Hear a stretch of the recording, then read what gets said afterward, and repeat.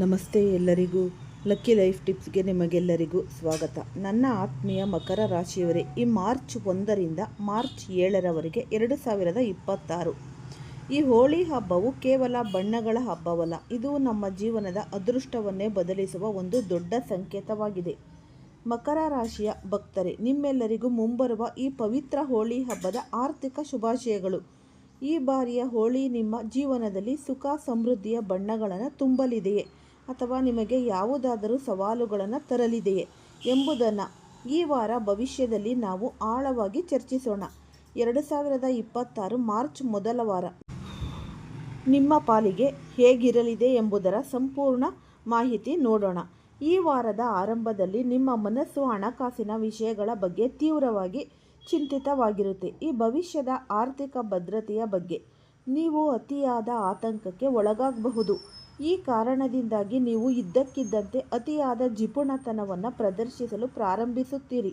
ಈ ಸಣ್ಣ ಸಣ್ಣ ಖರ್ಚುಗಳನ್ನು ಮಾಡುವಾಗಲೂ ಇದು ವ್ಯರ್ಥವೇ, ಹಣ ಹಾಳಾಗುತ್ತಿದೆಯೇ ಎಂಬ ಆಲೋಚನೆ ನಿಮ್ಮನ್ನು ಕಾಡುತ್ತೆ. ನಿಮ್ಮ ಬಳಿ ಹಣದ ಅರಿವು ಇರುತ್ತೆ, ಆದರೆ ಯಾವುದೋ ಒಂದು ಅನಾಮಿಕ ಭಯದಿಂದ ನೀವು ಹಣವನ್ನು ಅತಿಯಾಗಿ ಕೂಡಿಡಲು ಪ್ರಯತ್ನಿಸುತ್ತೀರಿ. ಇದರಿಂದ ನಿಮ್ಮ ಸುತ್ತಮುತ್ತಲಿನ ಈ ಶಕ್ತಿ, ಎನರ್ಜಿ ನಕಾರಾತ್ಮಕವಾಗಬಹುದು. ಹಣದ ಈ ತೀವ್ರವಾದ ಆತಂಕವು ನಿಮ್ಮ ಮುಂದೆ ಬರುವ ಉತ್ತಮ ಅವಕಾಶಗಳನ್ನು ನೀವು ಗಮನಿಸದಂತೆ ಮಾಡಬಹುದು. ನೆನಪಿಡಿ, ಈ ವಾರ ನಿಮಗೆ ಖಂಡಿತವಾಗಿಯೂ ಹಣದ ಲಾಭವಾಗುವ ಒಂದು ದೊಡ್ಡ ಅವಕಾಶ ಸಿಗಲಿದೆ. ಹಳೆಯ ಹೂಡಿಕೆಯಿಂದ ಅಥವಾ ಬರಬೇಕಾದ ಬಾಕಿ ಹಣವು ನಿಮ್ಮ ಕೈ ಸೇರಲಿದೆ. ಆದ್ದರಿಂದ ಅತಿಯಾದ ಒತ್ತಡಕ್ಕೆ ಒಳಗಾಗಬೇಡಿ. ಹಣದ ವಿಷಯದಲ್ಲಿ ನಿಮ್ಮ ಜಿಪುಣತನವು ಕೇವಲ ನಿಮ್ಮ ವೈಯಕ್ತಿಕ ಜೀವನಕ್ಕೆ ಸೀಮಿತವಾಗದೆ ಕುಟುಂಬದ ಮೇಲೂ ಪ್ರಭಾವ ಬೀರುತ್ತೆ. ಮನೆಯಲ್ಲಿರುವ ಈ ಚಿಕ್ಕ ಮಕ್ಕಳು ಅಥವಾ ಒಡ ಹುಟ್ಟಿದವರು ಏನಾದರೂ ಖರ್ಚು ಮಾಡಲು ಕೇಳಿದರೆ ನೀವು ಅವರ ಮೇಲೆ ಕಟ್ಟುನಿಟ್ಟಾಗಿ ವರ್ತಿಸಬಹುದು. ಅಗತ್ಯ ವಸ್ತುಗಳಿಗೂ ಹಣ ನೀಡಲು ನೀವು ಹಿಂಜರಿಯುವ ಸಾಧ್ಯತೆ ಕೂಡ ಇದೆ. ಇದರಿಂದ ಕುಟುಂಬದ ವಾತಾವರಣ ಸ್ವಲ್ಪ ಗಂಭೀರವಾಗಬಹುದು. ಈ ಪ್ರೀತಿ ಪಾತ್ರರೊಂದಿಗೆ ವ್ಯವಹರಿಸುವಾಗ ಸ್ವಲ್ಪ ಉದಾರತೆಯನ್ನು ತೋರಿಸುವುದು ಒಳ್ಳೆಯದು. ಉದ್ಯೋಗಿಗಳಿಗೆ ಈ ವಾರ ಅತ್ಯಂತ ಅದ್ಭುತವಾಗಿರಲಿದೆ. ನಿಮ್ಮ ಸಂವಹನ ಕಲೆ ಅಥವಾ ಮಾತನಾಡುವ ಶಕ್ತಿಯು ಈ ವಾರ ಉತ್ತುಂಗದಲ್ಲಿ ಇರುತ್ತೆ. ನೀವು ಯಾವುದಾದರೂ ಈ ಒಂದು ಪ್ರೆಸೆಂಟೇಷನ್ ನೀಡಬೇಕಿದ್ರೆ ಅಥವಾ ಸಭೆಗಳಲ್ಲಿ ಮಾತನಾಡಬೇಕಿದ್ರೆ ನಿಮ್ಮ ಮಾತುಗಳು ಇತರರ ಮೇಲೆ ಬಲವಾದ ಪ್ರಭಾವ ಬೀರುತ್ತೆ. ಈ ಹೊಸ ಜನರ ಪರಿಚಯವಾಗಲಿದೆ ಮತ್ತು ಉನ್ನತ ಮಟ್ಟದ ವ್ಯಕ್ತಿಗಳ ಸಂಪರ್ಕ ನಿಮಗೆ ದೊರೆಯಲಿದೆ. ನೀವು ಈ ಮಾರ್ಕೆಟಿಂಗ್ ಅಥವಾ ಈ ಒಂದು ಸೇಲ್ಸ್ ಕ್ಷೇತ್ರದಲ್ಲಿ ಇದ್ದರೆ ಈ ವಾರ ನಿಮಗೆ ನಿಮ್ಮ ಗುರಿಗಿಂತ ಹೆಚ್ಚಿನದನ್ನು ಸಾಧಿಸುವಿರಿ. 3ರಲ್ಲಿ 2 ಡೀಲ್ಗಳನ್ನು ನೀವು ಯಶಸ್ವಿಯಾಗಿ ಮುಗಿಸಿ ಬರ್ತೀರಿ. ನಿಮ್ಮ ಈ ಯಶಸ್ಸನ್ನು ನೋಡಿ ನಿಮ್ಮ ಸಹೋದ್ಯೋಗಿಗಳು ಅಸೂಯೆ ಪಡಬಹುದು. ಆದರೆ ನೀವು ಯಾವುದಕ್ಕೂ ತಲೆ ಕೆಡಿಸಿಕೊಳ್ಳದೆ ನಿಮ್ಮ ಕೆಲಸದ ಮೇಲೆ ಗಮನ ಹರಿಸುತ್ತೀರಿ. ಕೆಲಸದ ಸ್ಥಳದಲ್ಲಿ ನಿಮ್ಮ ವರ್ತನೆ ಬಹಳ ಗಂಭೀರ ಮತ್ತು ಸ್ಪರ್ಧಾತ್ಮಕವಾಗಿರುತ್ತೆ. ಈ ವ್ಯಾಪಾರಸ್ಥರಿಗೆ ಈ ವಾರ ಭರವಸೆಯ ಕಿರಣಗಳು ಕಾಣಿಸಲಿವೆ. ನೀವು ಯಾರಿಗಾದರೂ ಈ ಹಿಂದೆ ಈ ಒಂದು ಕೊಟೇಶನ್ ಅಥವಾ ಬಿಲ್ಗಳನ್ನು ಕಳುಹಿಸಿದ್ದರೆ ಅಲ್ಲಿಂದ ಹಣ ಬರುವ ಸಾಧ್ಯತೆ ದಟ್ಟವಾಗಿದೆ. ವ್ಯವಹಾರದಲ್ಲಿ ಹಣದ ಅರಿವು ಉತ್ತಮವಾಗಿರುತ್ತೆ. ಕೃಷಿ ಅಥವಾ ಭೂಮಿಗೆ ಸಂಬಂಧಿಸಿದ ವ್ಯವಹಾರಗಳಲ್ಲಿ ತೊಡಗಿರುವವರಿಗೆ ಈ ಸಮಯ ಬಹಳ ಲಾಭದಾಯಕವಾಗಿರಲಿದೆ. ನೀವು ಹಾಕಿದ ಶ್ರಮಕ್ಕೆ ತಕ್ಕ ಪ್ರತಿಫಲ ದೊರೆಯುವ ಸಮಯ ಇದಾಗಿದೆ. ಪ್ರೇಮ ಜೀವನಕ್ಕೆ ಸಂಬಂಧಿಸಿದಂತೆ ಮಕರ ರಾಶಿಯವರಿಗೆ ಇದು ಸುವರ್ಣ ಕಾಲ.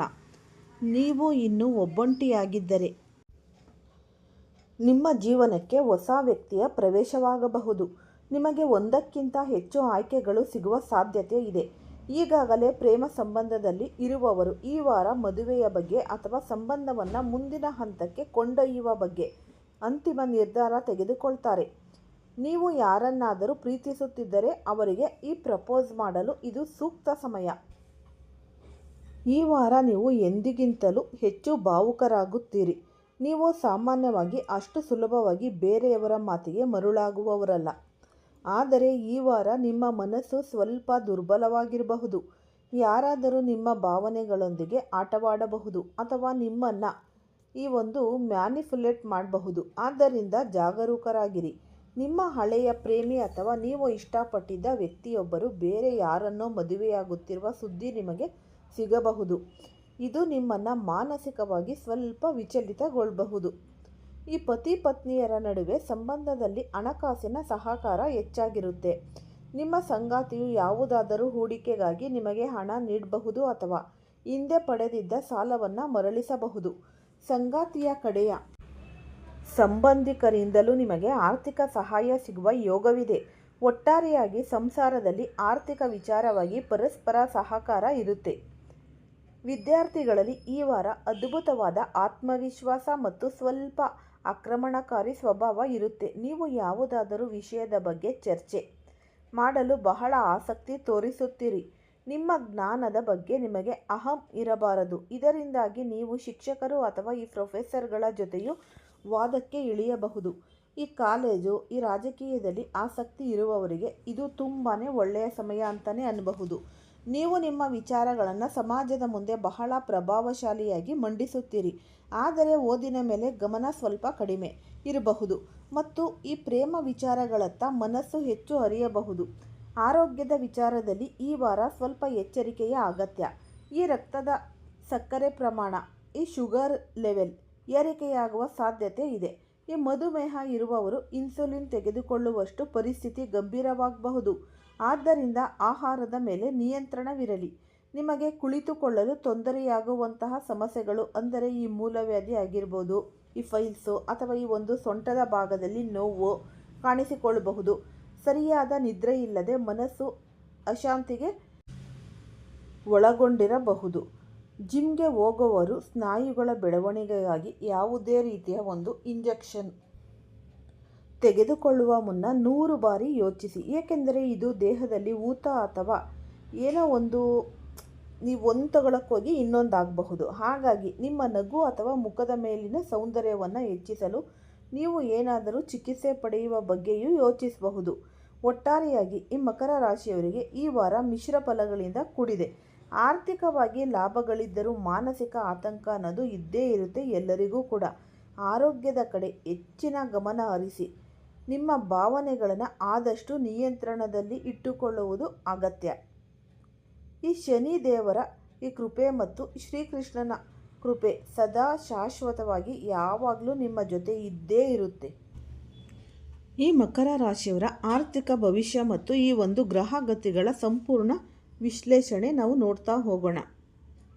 ಒಬ್ಬ ವ್ಯಕ್ತಿಯ ಆರ್ಥಿಕ ಸ್ಥಿತಿ ಅಥವಾ ಈ ಧನಬಲವನ್ನು ನಾವು ಜಾತಕದ 2ನೇ ಮನೆಯಿಂದ ತಿಳಿಯುತ್ತೇವೆ. ಈ ಮನೆಯನ್ನು ಧನಭಾವ ಅಥವಾ ಕುಟುಂಬದ ಭಾವ ಎಂದು ಕರೆಯಲಾಗುತ್ತೆ. ನಮ್ಮ ಬಳಿ ಎಷ್ಟು ಹಣ ಸಂಗ್ರಹವಾಗುತ್ತೆ, ನಮ್ಮ ಮಾತು ಅಥವಾ ಈ ವಾಣಿ ಹೇಗಿರುತ್ತೆ ಮತ್ತು ನಮ್ಮ ಕೌಟುಂಬಿಕ ಸುಖ ಹೇಗಿರಲಿದೆ ಎಂಬುದನ್ನು ಈ ಮನೆಯೇ ನಿರ್ಧರಿಸುತ್ತೆ. ಹಣದ ಕಾರಕ ಗ್ರಹ ಗುರು ಬೃಹಸ್ಪತಿ ಮತ್ತು ಸಂಪತ್ತಿನ ಅಧಿದೇವತೆ ಶುಕ್ರನ ಪ್ರಭಾವವು ಇಲ್ಲಿ ಗಣನೀಯವಾಗಿರುತ್ತೆ.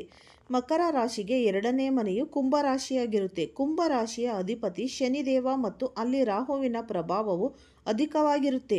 ಈ 10 ತಿಂಗಳುಗಳಲ್ಲಿ ರಾಹು ಮತ್ತು ಗುರು ಈ 2 ಪ್ರಮುಖ ಗ್ರಹಗಳು ನಿಮ್ಮ ಜೀವನದ ಮೇಲೆ ಯಾವ ರೀತಿ ಪ್ರಭಾವ ಬೀರಲಿವೆ ಎಂಬುದನ್ನು ನಾವು ನೋಡ್ತಾ ಹೋಗೋಣ. ರಾಹು ಎಂಬ ಗ್ರಹವು ಸಾಮಾನ್ಯವಾಗಿ ಭ್ರಮೆಯನ್ನು ಸೃಷ್ಟಿಸುತ್ತೆ ಎಂದು ಹೇಳಬಹುದು. ಆದರೆ ಧನಭಾವದಲ್ಲಿ ಕುಳಿತು ರಾಹು ಅತ್ಯಂತ ಶಕ್ತಿಶಾಲಿ. ಮಕರ ರಾಶಿಯವರಿಗೆ 2ನೇ ಮನೆಯಲ್ಲಿ ರಾಹು ಕುಳಿತಿರುವುದು ಒಂದು ರೀತಿಯ ರಾಜಯೋಗವನ್ನೇ ಸೃಷ್ಟಿಸುತ್ತೆ. ರಾಹು ಶನಿದೇವನ ಮಿತ್ರ ಗ್ರಹನಾಗಿದ್ದು ತನ್ನದೇ ಆದ ಶತಾಭಿಷ ನಕ್ಷತ್ರದಲ್ಲಿ ಸಂಚರಿಸುತ್ತಾ ಇರೋದು. ಯಾವುದೇ ಒಂದು ಗ್ರಹವು ತನ್ನ ಸ್ವಂತ ನಕ್ಷತ್ರದಲ್ಲಿ ಮತ್ತು ಮಿತ್ರನ ಈ ಮನೆಯಲ್ಲಿ ಕುಳಿತಾಗ ಅದು ಈ ಅನ್ಲಿಮಿಟೆಡ್ ಅಥವಾ ಮಿತಿಯಿಲ್ಲದ ಫಲಗಳನ್ನು ನೀಡೋದು. ರಾಹು ನಿಮಗೆ ಆಕಸ್ಮಿಕವಾಗಿ ಧನಲಾಭವನ್ನು ತಂದುಕೊಡುವ ಸಾಮರ್ಥ್ಯ ಹೊಂದಿದ್ದಾನೆ. ನೀವು ನಿರೀಕ್ಷಿಸಿದ ಕಡೆಯಿಂದ ಹಣ ಹರಿದು ಬರಬಹುದು. ಈ ಗ್ರಹವು ಸಣ್ಣ ಪುಟ್ಟ ಲಾಭಗಳ ಮೇಲೆ ಕಣ್ಣಿಡುವುದಿಲ್ಲ. ಬದಲಾಗಿ ಇದು ದೊಡ್ಡ ಮಟ್ಟದ ಯಶಸ್ಸನ್ನು ನೀಡುತ್ತೆ. ನೀವು ಲಾಟರಿ, ಷೇರು ಮಾರುಕಟ್ಟೆ ಅಥವಾ ಯಾವುದಾದರೂ ಹಳೆಯ ಹೂಡಿಕೆಯಿಂದ ಈ ದೊಡ್ಡ ಮೊತ್ತದ ಲಾಭವನ್ನು ಈ ಸಮಯದಲ್ಲಿ ನಿರೀಕ್ಷಿಸಬಹುದು. ರಾಹು ನಿಮ್ಮನ್ನು ಧೈರ್ಯವಂತರನ್ನಾಗಿ ಮಾಡೋದು ಮತ್ತು ದೊಡ್ಡ ಮಟ್ಟದ ಈ ಒಂದು ರಿಸ್ಕ್ ತೆಗೆದುಕೊಳ್ಳಲು ಪ್ರೇರೇಪಿಸುತ್ತಾನೆ. ಮನೆ ಅಥವಾ ಈ ದೊಡ್ಡ ವಾಹನವನ್ನು ಖರೀದಿಸಬೇಕೆಂಬ ನಿಮ್ಮ ಕನಸು ಈ 10 ತಿಂಗಳಲ್ಲಿ ನನಸಾಗುವ ಸಾಧ್ಯತೆ ಕೂಡ ಹೆಚ್ಚಿದೆ. ಕಲಿಯುಗದಲ್ಲಿ ರಾಹುವನ್ನು ಮಾಧ್ಯಮಗಳ ರಾಜ ಎಂದು ಕರೆಯಲಾಗುತ್ತೆ. ಇಂದಿನ ಈ ಡಿಜಿಟಲ್ ಯುಗದಲ್ಲಿ ನೀವು ಆನ್ಲೈನ್ ಕೆಲಸ, ಸೋಷಿಯಲ್ ಮೀಡಿಯಾ, ಯೂಟ್ಯೂಬ್ ಅಥವಾ ಯಾವುದೇ ಸಂವಹನ ಮಾಧ್ಯಮದಲ್ಲಿ ತೊಡಗಿಸಿಕೊಂಡಿದ್ದರೆ ಈ ಸಮಯ ನಿಮಗೆ ಸುವರ್ಣ ಕಾಲವಿದ್ದಂತೆ. ನೀವು ರಾತ್ರೋರಾತ್ರಿ ಪ್ರಸಿದ್ಧರಾಗಬಹುದು ಮತ್ತು ಆ ಮೂಲಕ ದೊಡ್ಡ ಮಟ್ಟದ ಹಣವನ್ನು ಗಳಿಸಬಹುದು. ಅಷ್ಟೇ ಅಲ್ಲದೆ 2ನೆಯ ಮನೆಯು ನಿಮ್ಮ ವಾಣಿಯನ್ನು ಸೂಚಿಸುವುದರಿಂದ ನೀವು ಭಾಷಣಕಾರರಾಗಿದ್ದರೆ, ಶಿಕ್ಷಕರಾಗಿದ್ದರೆ, ಈ ಗಾಯಕರಾಗಿದ್ದರೆ ಅಥವಾ ಮಾರ್ಗದರ್ಶಕರಾಗಿದ್ದರೆ ನಿಮ್ಮ ಮಾತಿನ ಶಕ್ತಿಯಿಂದಲೇ ನೀವು ಜನರನ್ನು ಆಕರ್ಷಿಸಿ ಲಾಭ ಗಳಿಸುತ್ತೀರಿ. ಆದರೆ ಇಲ್ಲಿ ಒಂದು ಎಚ್ಚರಿಕೆ ಇದೆ. ರಾಹು ನಿಮ್ಮ ಮಾತನ್ನು ಬಿಗಡಾಯಿಸುವಂತೆ ಮಾಡಬಹುದು. ನೀವು ಕೋಪದಲ್ಲಿ ಅಥವಾ ಅಹಂಕಾರದಲ್ಲಿ ಮಾತನಾಡಿ ನಿಮ್ಮ ಕೆಲಸಗಳನ್ನು ಹಾಳು ಮಾಡಿಕೊಳ್ಳುವ ಈ ಸಾಧ್ಯತೆ ಕೂಡ ತುಂಬಾ ಇದೆ. ಆದ್ದರಿಂದ ನಿಮ್ಮ ಮಾತಿನ ಮೇಲೆ ಸಂಯಮ ಇರಲಿ. ನಿಮ್ಮ ಬುದ್ಧಿವಂತಿಕೆಯನ್ನು ಚಾಣಾಕ್ಷತನದಿಂದ ಬಳಸಿದರೆ ರಾಹು ನಿಮ್ಮನ್ನು ಶ್ರೀಮಂತರನ್ನಾಗಿ ಮಾಡುವುದರಲ್ಲಿ ಸಂಶಯವಿಲ್ಲ. ಇನ್ನು ದೇವಗುರು ಬೃಹಸ್ಪತಿಯ ಬಗ್ಗೆ ಮಾತನಾಡೋದು. ಸದ್ಯ ಗುರುವು ನಿಮ್ಮ ಜಾತಕದ 6ನೇ ಮನೆಯಲ್ಲಿದ್ದು ವಕ್ರಸ್ಥಿತಿಯಲ್ಲಿ ಇರೋದು. ಇದರಿಂದಾಗಿ ನಿಮಗೆ ಖರ್ಚುಗಳು ಹೆಚ್ಚಾಗುತ್ತಿರಬಹುದು ಅಥವಾ ಅನಗತ್ಯ ಹಣಕಾಸಿನ ಹೊರೆ ಅನ್ನಿಸುತ್ತಿರಬಹುದು. ಆದರೆ ಮಾರ್ಚ್ 11ರಿಂದ ಗುರುವು ಮಾರ್ಗಿ ಸ್ಥಿತಿಗೆ ಅಂದರೆ ನೇರ ಸಂಚಾರ ಬರಲಿದ್ದಾನೆ. ಈ ಬದಲಾವಣೆಯು ನಿಮ್ಮ ಜೀವನದಲ್ಲಿ ಹೊಸ ಸಂಚಲನ ಮೂಡಿಸಲಿದೆ. ಗುರುವು ಮಾರ್ಗಿಯಾದಾಗ ಅದು ನಿಮ್ಮ ಜಾತಕದ 2ನೇ, 6ನೇ ಮತ್ತು 10ನೇ ಮನೆಗಳನ್ನು ಸಕ್ರಿಯಗೊಳಿಸುತ್ತೆ. ಇದು ಜ್ಯೋತಿಷ್ಯದಲ್ಲಿ ಧನ ತ್ರಿಕೋನ ಎಂದು ಕರೆಯಲಾಗುತ್ತೆ. ನಿಮ್ಮ ವೃತ್ತಿ ಜೀವನದಲ್ಲಿ ಅಡೆತಡೆಗಳು ನಿವಾರಣೆಯಾಗಿ ಪ್ರಗತಿ ಕಂಡುಬರುತ್ತೆ. ಹಣ ಬರುವ ದಾರಿಗಳು ಸುಗಮವಾಗುತ್ತೆ. ಇನ್ನು ಜೂನ್ 1ರಂದು ಗುರುವು ತನ್ನ ಉಚ್ಚ ರಾಶಿಯಾದ ಈ ಕರ್ಕ ರಾಶಿಗೆ ಪ್ರವೇಶಿಸುತ್ತಾ ಇರೋದು. ಇದು ಮಕರ ರಾಶಿಯರ ಪಾಲಿಗೆ ಅತ್ಯಂತ ಶುಭ ವಾರ್ತೆ. ಈ ಕರ್ಕ ರಾಶಿಯು ನಿಮ್ಮ 7ಮ ಭಾವವಾಗಿದ್ದು ಇದು ವ್ಯಾಪಾರ ಮತ್ತು ಪಾಲುದಾರಿಕೆಯನ್ನು ಸೂಚಿಸುತ್ತೆ. ಯಾರು ತಮ್ಮ ವ್ಯಾಪಾರ ಸ್ಥಗಿತಗೊಂಡಿದೆ ಎಂದು ಚಿಂತಿಸುತ್ತಿದ್ದಾರೋ ಅವರಿಗೆ ಈಗ ಮರುಜೀವ ಸಿಗಲಿದೆ. ವ್ಯಾಪಾರದಲ್ಲಿ ಅಭೂತಪೂರ್ವ ಲಾಭವನ್ನು ನೀವು ಕಾಣಲಿದ್ದೀರಿ. ಗುರುವಿನ ಉಚ್ಚ ಸ್ಥಿತಿಯಿಂದಾಗಿ ಸಮಾಜದಲ್ಲಿ ನಿಮ್ಮ ಈ ಮಾನ ಸನ್ಮಾನ ಹೆಚ್ಚಾಗುತ್ತೆ. ನಿಮ್ಮ ಜ್ಞಾನ ಮತ್ತು ಅನುಭವಕ್ಕೆ ಬೆಲೆ ಸಿಗುತ್ತೆ. 3ನೇ ಮನೆಯ ಮೇಲೆ ಗುರುವಿನ ದೃಷ್ಟಿ ಇರುವುದರಿಂದ ನಿಮ್ಮಲ್ಲಿ ಧೈರ್ಯ ಮತ್ತು ಸಾಹಸ ಪ್ರವೃತ್ತಿ ಹೆಚ್ಚಾಗುತ್ತೆ. ನಿಮ್ಮ ಆತ್ಮವಿಶ್ವಾಸವು ಶಿಖರವನ್ನು ತಲುಪುತ್ತೆ. ಈ ಮಾರ್ಕೆಟಿಂಗ್, ಪ್ರಯಾಣ ಅಥವಾ ಈ ಕಮ್ಯುನಿಕೇಷನ್ ಕ್ಷೇತ್ರಗಳಲ್ಲಿ ಇರುವವರಿಗೆ ಹೆಚ್ಚಿನ ಲಾಭವಾಗಲಿದೆ. ಶನಿದೇವ ಮತ್ತು ಉಚ್ಚ ಗುರುವಿನ ಈ ಸಮನ್ವಯವು ನಿಮ್ಮನ್ನು ಹಂತ ಹಂತವಾಗಿ ಯಶಸ್ಸಿನ ಉತ್ತುಂಗಕ್ಕೆ ಕೊಂಡೊಯ್ಯುತ್ತೆ. ಅಕ್ಟೋಬರ್ವರೆಗಿನ ಈ ಸಮಯವು ನಿಮ್ಮನ್ನು ಆರ್ಥಿಕವಾಗಿ ಸದೃಢಗೊಳಿಸಲು ಪ್ರಕೃತಿಯೇ ನೀಡಿದ ವರವಾಗಿದೆ. ಒಂದು ವೇಳೆ ನಿಮ್ಮ ಜನ್ಮ ಕುಂಡಲಿಯಲ್ಲಿ ಗುರು ಅಥವಾ ರಾಹು ಅಶುಭ ಸ್ಥಾನದಲ್ಲಿದ್ದರೆ ನೀವು ಗಾಬರಿ ಪಡುವ ಅಗತ್ಯವಿಲ್ಲ. ಅದಕ್ಕೂ ಸರಳವಾದ ಪರಿಹಾರಗಳು ಇದ್ದೇ ಇರುತ್ತೆ. ನೀವು ಪ್ರತಿದಿನ ಹಳದಿ ಬಣ್ಣದ ತಿಲಕವನ್ನು ಅಥವಾ ಈ ಕೇಸರಿ ತಿಲಕವನ್ನು ಹಣೆಗೆ ಹಚ್ಚಿಕೊಳ್ಳಿ. ಗುರುವಾರದ ದಿನಗಳಲ್ಲಿ ಬಾಳೆ ಗಿಡಕ್ಕೆ ಪೂಜೆಯನ್ನು ಸಲ್ಲಿಸಿ ಮತ್ತು ಹಳದಿ ಬಣ್ಣದ ವಸ್ತುಗಳನ್ನು ದಾನ ಮಾಡಿ. ಇದು ಗುರುವಿನ ಕೃಪೆಗೆ ಪಾತ್ರರಾಗಲು ಸಹಾಯ ಮಾಡುತ್ತೆ. ರಾಹುವಿನ ಅಶುಭ ಪ್ರಭಾವವನ್ನು ಕಡಿಮೆ ಮಾಡಲು ಪ್ರತಿ ಸೋಮವಾರ ಶಿವಲಿಂಗಕ್ಕೆ ಅಭಿಷೇಕವನ್ನು ಮಾಡಿ. ಹಾಲಿನಲ್ಲಿ ಸ್ವಲ್ಪ ಕಪ್ಪು ಎಳ್ಳು, ಸಕ್ಕರೆ ಮತ್ತು ಅಕ್ಕಿಯನ್ನು ಬೆರೆಸಿ ಶಿವನಿಗೆ ಅರ್ಪಿಸಿ. ಓಂ ನಮಃ ಶಿವಾಯ ಮಂತ್ರವನ್ನು ಎಷ್ಟು ಸಾಧ್ಯವೋ ಅಷ್ಟು ಪಠಿಸಿ. ಶಿವನ ಆರಾಧನೆಯು ರಾಹುವಿನ ನಕಾರಾತ್ಮಕತೆಯನ್ನು ದೂರ ಮಾಡಿ ನಿಮಗೆ ಶುಭ ಫಲಗಳನ್ನು ನೀಡುತ್ತೆ. ಒಟ್ಟಾರೆಯಾಗಿ ಹೇಳುವುದಾದರೆ ಮಕರ ರಾಶಿಯವರಿಗೆ ಮಾರ್ಚ್ನಿಂದ ಈ ಅಕ್ಟೋಬರ್ವರೆಗಿನ ಅವಧಿಯು ಅತ್ಯಂತ ಲಾಭದಾಯಕವಾಗಿದೆ. ಈ 10 ತಿಂಗಳುಗಳಲ್ಲಿ ನೀವು ಶ್ರದ್ಧೆಯಿಂದ ಕೆಲಸ ಮಾಡಿದರೆ, ನಿಮ್ಮ ಈ ವಾಣಿಯ ಮೇಲೆ ನಿಯಂತ್ರಣ ಹೊಂದಿದ್ದರೆ ಆರ್ಥಿಕವಾಗಿ ದೊಡ್ಡ ಮಟ್ಟದ ಯಶಸ್ಸು ನಿಮ್ಮದಾಗುತ್ತೆ. ಈ ಉಪಯುಕ್ತವಾದ ಮಾಹಿತಿ ನಿಮ್ಮೆಲ್ಲರಿಗೂ ಕೂಡ ಇಷ್ಟ ಆಗಿದೆ ಅಂತ ಭಾವಿಸ್ತೀನಿ. ಇಷ್ಟ ಆಗಿದರೆ ಲೈಕ್ ಮಾಡಿ. ಯಾರಾದರೂ ಹೊಸದಾಗಿ ನೋಡ್ತಾ ಇದ್ದರೆ ಅವರು ಕೂಡ ಈ ಚಾನಲ್ಗೆ ಸಬ್ಸ್ಕ್ರೈಬ್ ಮಾಡಿಕೊಳ್ಳಿ. ಈ ರಾಶಿಯವರು ಯಾರೆಲ್ಲ ಇದ್ದೀರಾ ಅವರು ಹೆಚ್ಚಾಗಿ ಈ ವಿಡಿಯೋವನ್ನು ಎಲ್ಲರಿಗೂ ಕೂಡ ಶೇರ್ ಮಾಡಿ. ನಿಮ್ಮಿಂದ ಅವರ ಜೀವನದಲ್ಲಿ ಇರುವ ಈ ಕತ್ತಲೆಯನ್ನು ತೊಲಗಿಸಿ ಬೆಳಕನ್ನು ನೀವು ಸಹ ತಂದು ಕೊಡಬಹುದು. ಓಂ ಶ್ರೀ ಶನೇಶ್ವರಾಯ ನಮಃ ಅಂತ ಈ ಕಮೆಂಟ್ ಬಾಕ್ಸ್ನಲ್ಲಿ ಕಮೆಂಟನ್ನು ಹಾಕಿ. ಇಲ್ಲ ಅಂದರೆ ನಿಮ್ಮ ಮನೆ ದೇವರು, ನಿಮ್ಮ ಕುಲದೇವರ ಹೆಸರನ್ನು ಈ ಕಮೆಂಟ್ ಬಾಕ್ಸ್ನಲ್ಲಿ ಹಾಕಿ. ಆದಷ್ಟು ಈ ಸರಳವಾದ ವಿಧಿವಿಧಾನಗಳನ್ನು ನೀವು ಈ ಸರಿಯಾದ ವಿಧಾನದಲ್ಲಿ ಈ ಒಂದು ಪರಿಹಾರ ಮಾಡಿಕೊಳ್ಳುವುದರಿಂದ ನಿಮ್ಮ ಜೀವನದಲ್ಲಿ ಇರುವ ಈ ಒಂದು ನಕಾರಾತ್ಮಕತೆ ತೊಲಗಿ ಹೋಗಿ ಸಕಾರಾತ್ಮಕತೆ ಶಾಶ್ವತವಾಗಿ ನೆಲೆಯೂರುತ್ತೆ. ಅಭಿವೃದ್ಧಿ ಹೊಂದಿರ ಎಲ್ಲರಿಗೂ ಧನ್ಯವಾದಗಳು.